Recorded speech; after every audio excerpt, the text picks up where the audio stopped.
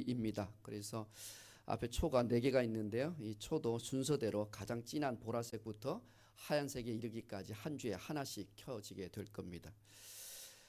우리 앞에 있는 촛불이 하나씩 또 하나씩 더 켜질 때마다 주님의 오심을 더 깊은 마음으로 소망이 더 깊어질 수 있기를 주의 이름 축복합니다. 어두운 여러분의 인생, 어지러운 여러분의 인생 가운데 질서가 다시 회복되어지고 만왕의 왕 되신 주님이 내 인생을 온전히 다스리게 되는 그 주간이 될 수 있기를 축복합니다.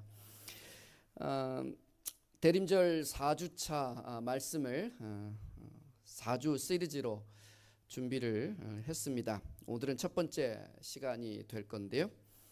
오늘은 광야의 안내자 호밥이라고 하는 이야기를 좀 나누려고 합니다. 호밥 들어보셨습니까? 호박 아니고 호밥. 호밥이 누구인지 말씀을 통해서 좀 발견해 가시기를 바랍니다. 저는 이번 이 대림절을 좀 맞이하면서 성경 속에 숨어 있는 가문 이야기를 좀 하려고 합니다. 작년에 제가 성탄절 시리즈 4번의 설교를 하면서 소개했던 예수님의 오심을 또 성탄을 기뻐하고 경배했던 인물 넷을 소개했을 거예요. 기억나십니까? 작년 설교를 기억하다니 이분은 천재입니다. 시몬, 요셉, 마리아, 그리고 동방박사, 그리고 목자들이었을 겁니다. 제가 설교를 준비하면서 작년에 어떤 설교를 했었지 하고 곰곰이 생각해 보니까 이 4사람을 제가 소개했던 것 같아요. 올해도 인물들을 대림절을 맞이해서 예수 오심을 기다렸던 그 인물들을 좀 소개해야 될 것 같은데 작년에 했던 인물들은 빼고 생각을 하려니까 쉽지는 않아요. 그런데 작년에 제가 이 설교를 다음에 한번 기회가 되면 꼭 해야지라고 했던 내용이 있었는 게 뭐냐니까 목자들의 조상들 이야기였습니다. 퀴즈 하나 내볼까요? 예수님이 베들레헴에 탄생했을 때 천사들로부터 예수 탄생의 소식을 듣고 제일 먼저 아기 예수님께 쫓아가서 경배했던 사람이 누구일까요? 마리아는 엄마고 마리아 말고 외부 사람이에요. 마국간에 계신 예수님 아기가 탄생하신 그 모습을 제일 먼저 가서 경배했던 사람이 있습니다. 누굴까요? 동방박사? 동방박사는 그 뒤에 한참 뒤에 왔습니다. 누굴까요? 성가대 목자? 여기 가운데 분들 목자 이쪽은요? 목자. 그러면 목자로 통일됐네요. 우리 교회는 한 마음으로 그냥 한 개로 찍는 거예요.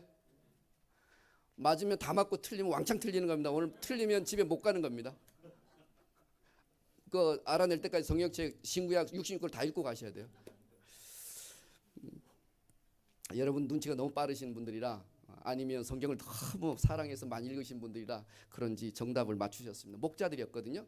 제일 먼저 경배한 사람들이 목자였습니다. 그런데 그 목자들의 조상들의 이야기는 성경에서 또는 교회에서 잘 가르치지 않거나 설교를 잘 하지 않습니다. 어렵기 때문이기도 하고 그렇게 그닥 그렇게 좋은 소스들이 아니기 때문에 그렇기는 한데 저는 작년에 그 목자들 이야기를 하면서 이 목자들은 도대체 어떻게 이렇게 천사가 그들에게 예수 탄생을 알려주기까지 했고 그리고 다름질 한다름에 달려가서 제일 먼저 경배했을까? 그게 참 부러웠어요. 2000년이 지난 이후 우리는 예수님의 그 소식을 이해하고 듣고 알아서 경배하고 예배하지만 그들에게는 누구도 기다리지 않았는데 심지어는 왕궁에 있는 왕조차도 기다리지 않았고 종교 지도자들도 아무도 성경에 예언되어 계셨던 메시아임에도 불구하고 그들은 그 내용을 알고 있었음에도 불구하고 예수 탄생에 관한 소식을 듣고도 가지 않습니다. 그래서 그 목자들이 참 궁금했어요. 이들의 조상은 누구일까? 어떻게 여기까지 이 믿음을 유지했을까라고 생각하며 궁금해하던 차에 힌트를 얻게 되었었거든요. 그 힌트를 얻고서 이 설교를 꼭 해드려야 되겠다. 꼭 해드려야 되겠다 생각을 해서 이번 대림절 때 그 조상들의 이야기를 좀 하려고 합니다. 목자들의 가문 이야기를 좀 하려고 해요.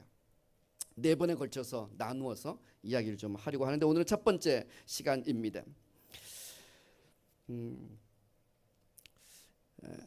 프랑스 파리에 가면 루브르 박물관이 있대요. 저는 안 가봤습니다. 늘 듣기만 했고 인터넷으로 보기만 했는데 정말 우람하고 웅장합니다. 그런데 저기에 보면 특별 전시관이 있다고 해요. 숨겨진 조력자라고 하는 특별 전시관이 있대요. 예술사 속에서 빛난 작품들이 많이 있지만 그 뒤에는 이름도 남지 않은 수백 명의 조력자들이 있었다는 거예요. 그림을 수고롭게 옮긴 운반자들도 있었을 것이고 또 옮기다가 다친 사람도 있을 것이에요. 또 그림을 지키다가 전쟁에 휩싸여 그렇게 생명을 잃은 사람들도 많이 있답니다. 관객들은 저기 전시관에 가서 유명한 화가의 작품들을 보면서 그 작품의 화가를 그렇게 기억하려고 노력하지만 정작 그 작품을 전시하고 운반하고 보관하는 그런 무명의 사람들은 아무도 기억하려고 하지 않습니다. 잊혀진 이름들이죠. 그런데 이들이 없었다면 성공적인 관람과 전시가 가능할까요? 성경에도 이런 사람들이 있었던 것이죠. 관심받지 못했고 또 쉽게 잊혀졌던 인물들 말이죠. 그들이 바로 목자들의 조상, 더 올라가면 겐 족속에 속해 있는 사람들입니다. 이스라엘의 역사는 아브라함으로부터 시작된 하나님의 언약을 중심으로 한 역사입니다. 그래서 그들은 언약 백성이라 이렇게 일컫지요. 아브라함과 하나님 맺으신 언약이 3개가 있었습니다. 하나는 자손에 대한 약속이었습니다. 하늘의 별과 같이 바다의 모래와 같이 너에게 그와 같은 씨를 후손을 내가 너에게 주겠다라고 말씀하시는 이 자손에 대한 약속이었습니다. 두 번째 약속이 뭐냐면 땅을 내가 너에게 주겠다. 너희 후손들이 살 땅, 기름진 땅을 내가 너에게 줄 거야. 이 땅이 어디입니까? 가나안 땅이었죠. 젖과 꿀이 흐르는 가나안 땅. 그리고 하나님께서 마지막으로 약속하신 게 내가 너를 복 줄 거야 말씀하셨어요. 너의 씨가 너의 씨로 말미암아 너의 후손들로 말미암아서 모든 족속이 복을 얻게 될 거야라고 하나님께서 아브라함과 맺으신 3가지 언약이 있었습니다. 그렇게 이스라엘의 역사는 하나님께서 약속하신 언약의 역사입니다. 그런데 우리가 오늘 보고자 하는 겐 족속이라고 하는 사람들은 언약의 백성이 아닙니다. 이방 민족들이었어요. 그리고 언약과 변두리에 있었던 언약의 변방의 민족들입니다. 그런데 그들 가운데 누가 있었는가 하니까 저와 여러분이 너무나도 잘 알고 있는 모세 장인 이드로가 있었습니다. 겐 족속은 아브라함의 혈통은 아니었지만 오늘 성경 본문을 통해서 아주 세기의 만남이 성사됩니다. 모세가 애굽에서 40년 왕궁에서 지나다가 그의 민족을 돌아볼 생각을 하게 되고 그래서 자기 민족을 해하려고 하는 애굽 사람을 몰래 죽이죠. 죽이다가 나중에 이튿날 그 살인 사건이 발견이 됩니다. 목격한 사람이 나타난 것을 보고 너무나도 지레 겁먹고 모세가 도망을 가죠. 멀리 도주를 합니다. 바로가 따라오지 못할 정도까지 바로의 군대가 찾지 못하는 먼 곳 광야까지 들어가게 되는데 그 광야가 어디냐면 미디안 광야였습니다. 미디안 광야 우물가에 있는데 갑자기 그 우물가에 양들에게 물을 먹이려고 양떼를 몰고 왔던 처자들이 있었습니다. 그 처자들이 몇 명이었는가 하니까 7명이래요. 그래서 그 처자들에게 데리고 온 양들에게 물을 함께 먹여주며 돕는 일을 모세가 거기에서 하게 되는데 그것을 인연으로 하여 그 처자들의 아버지였던 이드로가 그 사람을 애굽에서 온 그 사람을 데려와서 함께 초청하고 잔치를 베풀었습니다. 그 친절에 대한 보답이었죠. 그런데 이 이드로가 가만히 보니까 가까이서 보니까 참 괜찮은 청년인 거예요.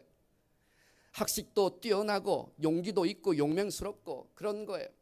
그래서 그의 딸 중에 한 명과 결혼을 시켜 사위를 삼게 되었네요. 그 딸이 누굽니까? 모세의 부인이 누구예요? 십보라였습니다. 발음도 이상하긴 하지만 그냥 들으세요. 십보라라고 하는 딸과 혼인을 시켜서 사위를 삼게 됩니다. 그리고 이드로 장인 밑에서 이드로의 그 재산 중에 가축들, 이 양들을 함께 돌보는 그런 일들을 하면서 광야 40년을 또 지내게 되죠. 여기서 우리가 생각해 볼 인물 한 명이 누구냐니까 이드로인데요. 이 이드로는 겐 족속입니다. 이방 족속이었어요. 미디안 광야에서 제사장 역할을 하고 있었다고 성경은 기록해 두었고, 사사기 1장 16절에 그가 겐 사람이라 이렇게 이야기해서 겐 족속이란 뜻입니다. 그런데 우리 모두는 이 이드로라고 하는 이름을 모세의 장인의 본명으로 알고 있습니다. 그런데 성경을 좀 더 자세하게 연구를 하다 보면 이 이드로라고 하는 이름은요, 모세의 장인의 본명이라기보다는 미디안 광야에서 그 족속들을 다스리는 제사장의 호칭 또는 제사장이라고 하는 칭호가 이드로에 가깝다라고들 성경학자들은 이야기합니다. 그래서 더 이상 성경학자들은 이 모세의 장인을 이드로라 하지 않고 그의 본명은 따로 있다고 이야기를 하고요. 성경은 실제로 그의 본명을 르엘이라고 분명히 이야기합니다. 출애굽기 2장 18절, 민수기 10장 29절에 보니까 그의 그 딸들이 우물가에서 아버지에게 가게 되는 그 아버지의 이름을 르엘에게 이를 때 이렇게 되어 있어요. 그러니까 그 딸들의 십보라의 아버지는 본명이 르우엘이었습니다. 민수기 10장 29절에도 보면 미디안 사람 르우엘의 아들 호밥, 그러니까 호밥의 아버지는 르우엘이었던 것 같고, 또 이 이드로에게는 7딸과 아들 1명이 있었는데 이 아들이 바로 호밥입니다. 자, 호밥이 누구라고요? 르우엘의 아들입니다. 바로 알아들으시네. 르우엘의 아들. 그러니까 사실은 이드로라고 하는 말은 제사장의 칭호입니다. 제사장의 칭호. 어떤 교회에서는 또 어떤 목사님은 여전히 그냥 이드로가 르우엘이라고 하는 이름과 이 이드로라고 하는 이름을 두 가지 갖고 있다라고 이렇게 두 개의 이름이라고 설명은 하긴 하신데 저는 쉽게 좀 동의는 되지는 않아요. 어쨌든 존귀한 미디안의 제사장으로 있었던 이 이드로, 그에게는 아들 호밥이 있었고 7딸이 있었는데 다른 딸들의 이름은 나오지 않지만 모세의 부인이 되었던 십보라라고 하는 딸의 이름을 우리는 알 수 있습니다. 모세가 그렇게 40년 동안 이 르우엘 사위로 십보라와 함께 그곳에서 살면서 아들 둘을 낳습니다. 게르솜과 엘리에셀이라는 두 아들을 낳고 행복하게 살고 있는 즈음에 하나님께서 그에게 사명을 주시는 것이죠. 떨기나무 앞에서 그가 사명을 받게 됩니다. 그리고 40년 미디안 광야 생활을 이제 정리하고 하나님의 부르심을 쫓아 다시 애굽으로 돌아가는 것이죠. 그런데 애굽으로 돌아갈 때 중간에 아들들 2명과 십보라 그 부인을 데리고 갔다가 다시 십보라가 남편과 함께 대판 싸웁니다. 죽을 위기를 한번 경험하거든요. 왜냐하면 그 아들들에게 이 모세가 할례를 행하지 않은 거예요. 그래서 하나님께 벌을 받게 됩니다. 그래서 너무나도 놀란 이 십보라가 남편을 따라가는 것을 주저주저 하면서 결국 다시 두 아들을 데리고 친정으로 돌아갑니다. 그리고는 모세 혼자 호련단신 애굽으로 가게 돼요. 그리고는 그곳에서 10가지 재앙의 이야기가 쭉 출애굽기에 등장을 하죠. 그러면서 하나님께서 이제 홍해를 가르고 그들을 광야 가운데로 인도하시면서 어디까지 오게 되냐면 45일 만에 시내산까지 도달하게 되었습니다. 이 소식을 듣고 그의 장인께서 그 딸과 손주들과 그 아들 호밥을 데리고 시내산까지 오게 되는 겁니다. 다시 재회하게 된 것이에요. 모세는 그 장인어른께 오늘 성경 본문에 읽은 것처럼 장인어른을 장막으로 모시고는 많은 것들을 대접했을 겁니다. 그리고 무엇을 했을까요? 애굽에서 10가지의 그 재앙을 일으켰던 여호와 하나님, 그리고 홍해를 가르게 하신 여호와 하나님, 그래서 그 홍해를 마른 길로 걸어왔다고 한 그 이야기들을 나눴을 겁니다. 반석에서 물을 내게 하시는 여호와 하나님, 무리바 반석뿐만 아니라 쓴물을 단물로 바꾸셨던 그 이야기, 그 많은 숱한 이야기들을 그 시내산에 도달하기까지 하나님께서 베푸신 기적과 이적들에 관한 이야기를 아마도 장인어른께 재미있게 그날 아마 이야기를 하지 않았을까요? 장막 안에서 그와 같은 모세의 간증이 막 터지기 시작합니다. 이것이 인류 최초의 간증 집회예요. 제가 생각하는 것은 그렇습니다. 시내산에서 모세와 그의 장인과 그 처남과 그 아들들과 함께 여호와 하나님께서 어떤 일을 우리 가운데 우리 백성들과 민족들에게 행하셨는지 그것들을 밤새 이야기를 했을 겁니다. 그랬더니 이방 제사장이었던 이드로는 사위의 그 이야기를 듣고 온몸이 전율합니다. 그는 그 은혜의 충만한 가운데 있다가 이런 신앙의 고백을 하는 것이에요. 출애굽기 18장 10절에서 11절 함께 우리가 읽어볼까요?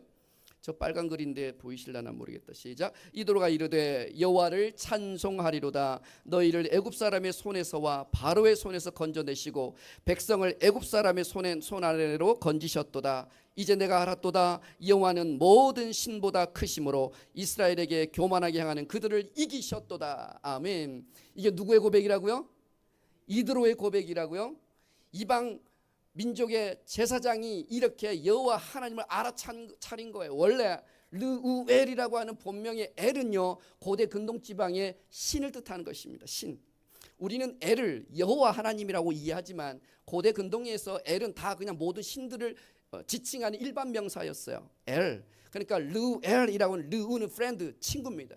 르우엘의 본명의 이름의 뜻은 뭐냐니까 신의 친구란 뜻입니다.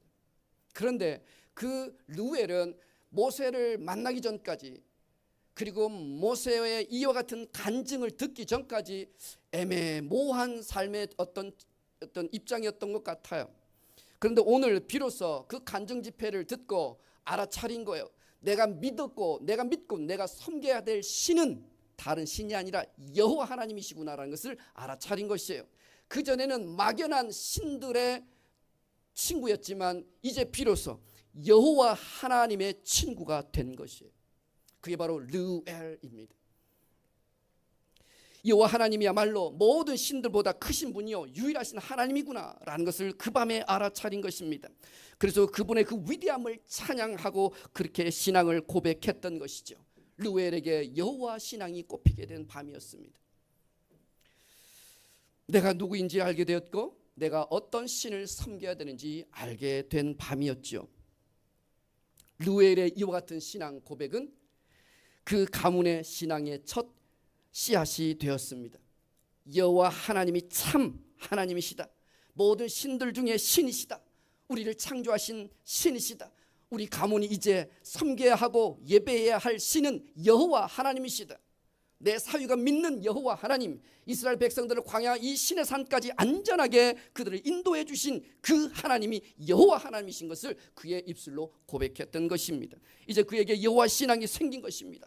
보잘것없고 내세울것없고 언약의 변방 가운데 있었을지라도 여호와 하나님을 아는 지혜가 그에게 생겼던 것입니다.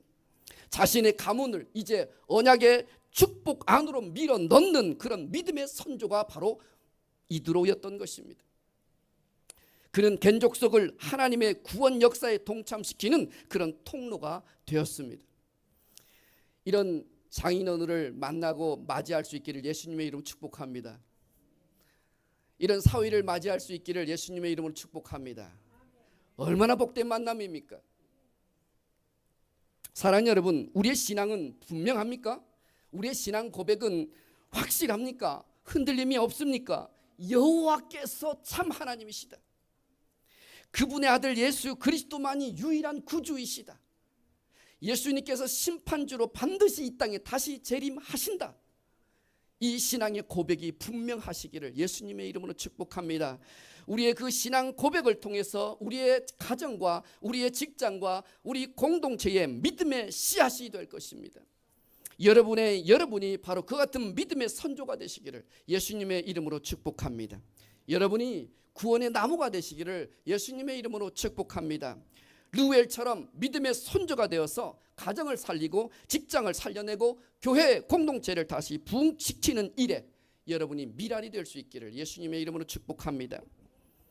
시내산에서 그렇게 이스라엘 백성들은 모세를 필두로 하여 하나님의 율법과 계명을 받습니다. 시내산 꼭대기에 올라가서 하나님께 십계명을 받죠. 그리고 율법을 받습니다. 규례와 율례들을 받습니다. 그리고 제사 지내는 방법을 배우게 되고요. 그리고 성막을 짓습니다. 그렇게 모든 수행 과업이 다 이루어지고 난 다음에 11개월 하고도 20일 시내산에 장막을 치고 그 아래 장막을 치고 이스라엘 백성들이 근 1년 동안을 있습니다. 그리고 이제 약속의 땅으로 행진을 시작할 날이 이르렀습니다. 그런데 성경을 제가 가만히 들여다보니까 이미 출애굽기 18장 27절에 이드로라고 하는 이 장인 어른은 그 고향에 해야 할 일이 많이 있던지 또는 관리해야 될 그 식솔들과 또는 뭐 재산들이 많았던지 이드로 장인 어른은 일찍이 시내산에서 모세와 함께 빠이빠이 하고 떠납니다. 고향으로 돌아갔거든요. 그런데 바로 11개월이 다 차고 이제 20일 채워서 이제 출발하려고 하는데 그 곁에 누가 있었는가 하니까 성경을 보니 호밥이라고 하는 처남이 남아 있습니다. 처남 호밥은 여전히 모세 곁에 있었던 거예요. 그런데 호밥에게, 처남에게 모세가 뜻밖의 제안을 합니다. 이것이 바로 민수기 10장에 나와 있는 29에서 32절 말씀입니다. 한번 그래도 읽어보면 좋겠어요. 시작. 모세가 모세의 장인 미디안 사람 르우엘의 아들 호밥에게 이르되 여호와께서 주마하신 곳으로 우리가 행진하나니 우리와 동행하자. 그리하면 선대하리라. 여호와께서 이스라엘에게 복을 내리리라. 호밥이 그에게 이르되 나는 가지 아니하고 내 고향 내 친족에게로 가리라. 모세가 이르되 청하건대 우리를 떠나지 마소서. 당신은 우리가 광야에서 어떻게 진칠지를 아나니 우리의 눈이 되리이다. 호밥에게 우리 이제 하나님께서 약속해 주신 그 가나안 땅으로 이제 갈 건데 우리랑 같이 갑시다. 처남. 손 위에 처남이라고 누군가 그러시던데 잘 모르겠어요. 그렇다면 딸들의 오빠가 되겠죠. 오라버니가 될 겁니다. 그러면 손 위에 처남에게 갑시다. 하나님께서 약속하신 땅으로 이제 우린 출발할 겁니다. 그렇게 이야기를 하는 것입니다. 우리의 눈이 되어 주십시오. 광야길에 우리의 길잡이가 되어 주십시오. 이렇게 이야기하는 것이죠. 왜 호밥에게 모세가 이렇게 이야기했을까요? 호밥 그리고 그의 아버지 이드로 르우엘은 겐 족속에 속해 있는 사람들이었습니다. 겐 족속은 전통적으로 고대 사회에서 유목민이었습니다. 그러니까 양들 가축을 이곳에서 기르다가 또 저곳으로 옮기는 그런 사람들이었는데 광야를 터전으로 삼고 살았던 민족입니다. 그러니 광야에 누가 더 전문가겠습니까? 그래도 모세가 40년 동안 그 장인어른 밑에서 미디안 광야에서 살아보기는 했지만 그는 광야에서 태어난 사람은 아닙니다. 그러나 처남 호밥은 광야에서 났고 광야에서 자랐고 광야의 특성을 다 손바닥 뒤집지 다 알고 있었던 전문가였던 것을 모세는 알았겠죠. 40년 동안 그 장인어른 밑에서 목축을 하면서 호밥 곁에서 호밥의 그 지혜를 보지 않았겠습니까? 처남과 함께 오늘은 이 언덕으로 내일은 저 언덕으로 함께 다니면서 호밥의 그 지혜로움과 용맹함을 알았을 것이에요. 그러니까 당연히 한 번도 가보지 않은 이 광야의 길을 가려고 하니 덜썩 겁은 나는데 마침 곁에 내 처남이 있는 겁니다. 갑시다. 같이 갑시다. 그렇게 이야기하는 것이죠. 광야의 실용적인 지혜를 제공할 안내자가 필요했던 거예요. 모래 폭풍은 어떻게 피할 것이며 오아시스는 어떻게 발견해야 될 것이고 또 활용해야 될 것이고 독충과 또 짐승들은 어떻게 대처해야 되고 적들이 침공할 때 어떻게 대비해야 되는지 모세는 그런 경험이 없잖아요. 그런데 호밥에게는 그런 탁월한 경험이 있었던 것이죠. 그래서 호밥은 그의 매제가 제안한 그 제안을 받아들였을까요? 안 받아들였을까요? 네, 아까 읽었잖아요. 분명히 읽었어요. 안 받아들였잖아요. 거절하고 어떻게 했다고요? 나도 고향으로 돌아가리라 라고 이렇게 모세의 제안을 거절합니다. 그런데 모세가 포기할 수 없죠. 지금 이 상황이 200만 명이나 되는 대군을 이끌고 이 백성들을 이끌고 가나안 땅으로 가야 하는데 언제 도착할지도 모르고 어떤 일을 당할지도 모르는 바로 이 광야 험난한 길을 혼자 간다는 것은 참 무모한 일인 거예요. 하나님 인도하심이 있기는 하지만 광야 가운데 실용적인 지혜가 그는 간절히 필요했던 거예요. 그래서 처남에게 다시 한번 이야기합니다. 간곡하게 부탁합니다. 간청합니다. 우리와 함께 갑시다. 우리의 눈이 되어 주세요 라고 이야기를 하지요. 여러분 같으면 가시겠어요? 안 가시겠어요? 광야길을 함께 갑시다 했어요. 갈 거예요? 안 갈 거예요? 못 갈 것 같죠? 너무 두렵잖아요. 문화도 다르고 종교도 다르고 미지의 땅으로 간다는 것, 한 번도 해보지 않은 일을 한다는 것 무척 힘든 일 아닙니까? 불편한 일 맞습니다. 희생이 필요한 일입니다. 그래서 호밥도 많은 고민을 했을 것이에요. 가야 할까 말아야 할까? 이 선택이 나와 우리 가문의 축복의 기회가 될 것인가? 자멸할 길이 될 것인가? 거룩한 모험인가 무모한 도전인가 그렇게 호밥도 몇 날 며칠을 아마 고민했을 겁니다. 하나님께서 가끔 저와 여러분에게 우리를 부르실 때가 있습니다. 가라고 말씀하실 때가 있습니다. 등을 떠밀어 보내실 때가 있단 말입니다. 그러면 여러분은 어떻게 하시겠습니까? 예스라고 말씀하시겠어요? 아직은 준비가 안 돼 있으니 노라고 말씀하시겠어요? 좀 더 있다가 안정이 좀 되면, 여유가 생기면, 시간이 되면 그때 할게요 라고 하는 경우가 많지 않습니까? 하나님의 부르심이 올 때 예스라고 대답하고 순종할 수 있도록 영적인 체질을 준비할 수 있기를 주의 이름으로 축복합니다. 그 길은 광야길입니다. 그 길은 우리가 한 번도 가보지 않은 길일 수 있습니다. 해보지 않은 일일 수 있습니다. 그러나 하나님께서는 그 길을 가라고 말씀하십니다. 가라고 말씀하실 때, 나에게 그 같은 거룩한 부담을 주실 때, 그때 바로 순종의 때인 것을 기억하십시오. 나중은 없습니다. 최고의 것을 위해서 괜찮은 것, 편한 것을 내려놓을 수 있어야 합니다. 우리는 사실 너무나 안전하게 살아가려고 합니다. 신앙생활도 마찬가지인 것 같아요. 그래서 성도들은 작은 교회 오지 않습니다. 더 큰 교회 가려고 하죠. 모든 것들이 완비되어 있고 준비되어 있기 때문에 가서 나만 신앙생활 잘하면 될 것 같으니까 큰 교회를 찾습니다. 작은 교회 오지 않습니다. 요즘에 상가교회, 개척교회 다 문 닫습니다. 작은 교회 안 가려고 합니다. 왜요? 가면 내가 할 일이 많으니까. 그런데 진짜 그 선택이 맞나요? 만일 배를 안전하게 보존하는 것이 선장의 유일한 목표라고 한다면 배를 띄우지 말고 그냥 항구에다가 정박해 놓는 것이 맞을 겁니다. 그런데 그것이 배가 만들어진 목적이 아니잖아요. 배는 그래도 바람을 이겨내고 파도를 지나가면서 거친 바다를 향해 나아가야 합니다. 먼 바다를 향해 하면서 새로운 목적지에 다다라야 하는 것이 배의 운명 아닙니까? 우리 인생의 배도 그렇습니다.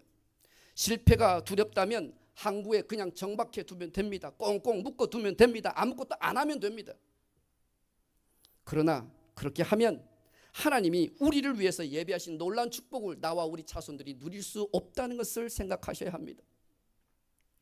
만약에 아브라함이 하나님께서 그를 부르셨을 때에 너와 너의 친척 아비의 집을 떠나라고 말씀하셨을 때에 그가 순종하지 않았더라면 우리는 그를 기억할 수 있을까요? 우리는 그의 믿음의 후손이 되어 있을 수 있을까요? 만일 베드로가 주님의 부르심에 순종하지 않았다면, 그랬다면 갈릴리 수산조합의 조합장 정도는 했을까요? 그런데 믿음의 사도가 되었고 사도들 중에 수석 사도가 되지 않습니까? 그 부르심에 순종했기 때문입니다. 두렵지만 그 그물을 내려놓고 주님을 따르기로 작정하고 순종한 그 첫 걸음이 여호와 하나님께서 함께 일하신 것입니다. 주님의 부르심을 받고 순종했고 약속의 땅으로 들어갔던 사람들입니다. 그들은 하늘의 별처럼 그렇게 영원히 인류사 속에서 빛이 났고 하나님의 그 구원의 역사 속에서 빛나는 사람들이 되었습니다. 아무것도 하지 않았다면, 그들이 출항하지 않았다면, 믿음의 배를 띄우지 않았다면 그들은 역사 속에서 그냥 평범하게 살다 사라졌을 거예요. 가장 비참한 인생은 실패한 인생이 아니라 실패도 성공도 아무것도 안 하다가 아무것도 못 이룬 사람입니다. 가장 안타까운 성도들도 마찬가지입니다. 내가 가진 것을 잃어버릴까 봐 두려워서 아무 시도를 하지 않습니다. 눈치가 보여서 안 해보았기 때문에, 잘 몰라서, 아직은 바쁘니까 누군가는 하겠지라고 생각하기 때문에 우리의 믿음의 배를 항구에 띄우지 않습니다. 하나님은 지금도 여러분을 계속 부르십니다. 어떤 모양으로든지 어떤 내용으로든지 어떤 때이든지 하나님은 늘 우리를 부르시는 분이세요. 늘 우리에게 사명을 주시는 분이세요. 왜요? 우리는 정박해 있고 항구에 꽁꽁 묶어 놓은 그런 인생이 아니기 때문에 그렇습니다. 늘 하나님은 우리에게 말씀하시고 우리와 함께 가자라고 초청하고 초대하십니다. 교회를 위하여, 전도를 위하여, 복음을 위하여, 봉사를 위하여, 영적인 습관을 위하여 끊임없이 하나님 우리에게 사명으로 부르십니다. 그리고 초대하시죠. 그런데 성도들은 이렇게 이야기합니다. 여기가 젖사오니 초막셋을 여기서 짓고 사는 게 좋겠습니다. 고린도후서 5장 10절 말씀에 그리스도의 심판대 앞에 우리 모두는 서게 될 날이 반드시 옵니다. 그런데 아무것도 하지 않으면 받을 상급이 아무것도 없다는 것을 기억하십시오. 목사나 선교사가 되는 큰 선택이 아니더라도 하나님께서 하나님의 사역으로 사명의 자리로 부르실 때 아멘으로 순종하고 믿음의 항구에서 여러분의 인생의 배를 띄우시기를 주의 이름으로 축복합니다. 목장을 섬기는 사람으로, 주일학교 교사로, 성가대원으로, 또 찬양팀으로 많은 사명으로 하나님께서 부르실 때에 아직은 때가 아니라고 말하지 마시고 주님께서 부르시니 제가 가겠습니다. 하나님께서 이 일에 관하여 내 인생에 개입하시는 것을 내가 믿고 주님의 도우심을 구하면서 내가 가겠습니다. 순종하겠습니다. 이것이 우리의 삶의 양태가 되어질 줄 주의 이름으로 축복합니다. 호밥은요, 거룩한 모험을 결정했어요. 축복의 기회를 선택했어요. 처음에는 거절했지만 마음을 바꾸었어요. 그래서 영광스러운 약속의 땅으로 이스라엘 백성들과 함께 들어간 것을 사사기에 가면 알 수 있습니다. 출애굽기를 아무리 뒤져봐도 나오지 않아요. 그런데 사사기 1장 16절에 보니까 이렇게 기록되어 있네요. 모세의 장인은 겐 사람이라 그의 자손이 유다 자손과 함께 종려나무 성읍에 올라가 아랏 남방 유다 황무지에 이르러 그 백성 중에 거주하니라.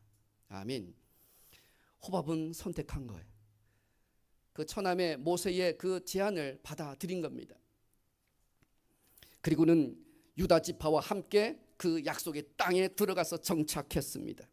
호밥은 그 이스라엘 백성들과 끝까지 광야 40년을 함께 했습니다. 모세와 이스라엘 백성들에게 눈이 되어 주었고 안내자가 기꺼이 되어 준 것이죠. 광야에서 물은 생명 아니겠습니까? 그래서 호밥은 물길이 어디에 있는지 그들에게 안내해 주었을 거예요.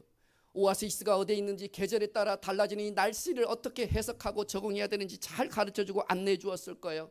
독사와 그 황충들을 어떻게 대비해야 되는지 알려주었을 것이에요.